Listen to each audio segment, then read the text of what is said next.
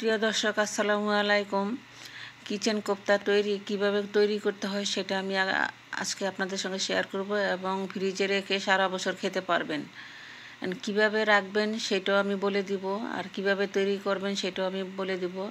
তো আমি কিছু কথা আপনাদের সঙ্গে বলছি।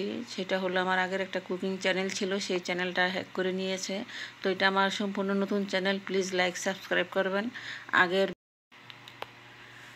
তো এখানে আমার 1 কেজির উপরে শুধু মাংস আছে, মুরগির মাংস, শুধু ব্রেস্ট পিস, বুকের মাংস। তো এই মাংসটা ধুয়ে আমি ছেঁকে নিয়েছি, এই যে ছেঁকে নিয়েছি। তো মাংসের যেন একটু পানি না থাকে। তো আমি মাংসটা এখন ব্লেন্ড করে নিব, কিন্তু খেয়াল রাখবেন মাংসতে যেন কোনো পানি না থাকে। তো ব্লেন্ড করে নিচ্ছি আমি।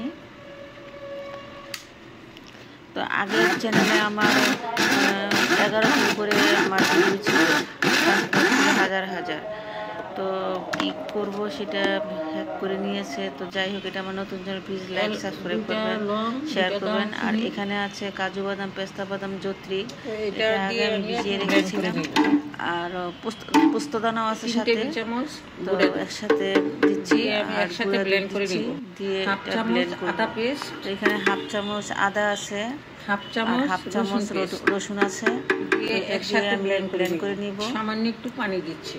আপনারা ব্লেন্ডার না থাকলে পাটা 1 চামচের মতো বেসন। তো এটা আমি ব্লেন্ড করে নিচ্ছি। ব্লেন্ড হয়ে গিয়েছে। তো এখন মাংসর কিমার মধ্যে আমি লবণ দিচ্ছি, মশলার গুঁড়া দিচ্ছি, মানে গরম মশলার গুঁড়া, আর বাদামের পেস্টটা যে তৈরি করেছি সেটা এখন দিয়ে দিচ্ছি সাথে। দিয়ে এখন হাত দিয়ে মিক্সড করে এটা আমি বলের মতো বা লম্বা করে বানিয়ে নিব। আর তবে খেয়াল করবেন যেন মাংসের মধ্যে একটু পানিও না থাকে। পানি থাকলে কিন্তু একদম লেদা লেদা হয়ে যাবে। আর সাথে আমি ঘি দিচ্ছি, ঘি দিয়ে আবার এটা মথে নিব, যেমন আটার গোলা ময়ান করা হয় সেম সেভাবে।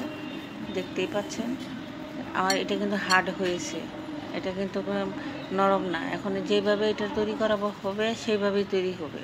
তো আমি হাত দিয়ে গোল লম্বা, এটা আপনাদের পছন্দ মতো আপনারা এইভাবে করে নিতে পারেন। তো আমি একটু লম্বা করে নিয়েছি, দেখতেই পাচ্ছেন। তো সবগুলো তৈরি করা হয়ে গিয়েছে। তো এখন আমি প্যানে তেল দিয়েছি, তেলের পরিমাণটা বেশিই লাগবে। তো একটা একটা করে ভেজে নিব। তো ভাজাটা কিন্তু একেবারে লাল হবে না, আবার সাদাও হবে না, লো হিটে আস্তে আস্তে ভাজতে হবে। তো আমার ভাজা শুরু করেছি।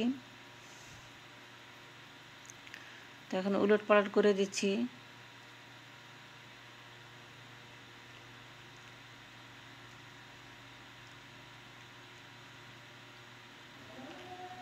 তো এখন আমি নামিয়ে নিচ্ছি।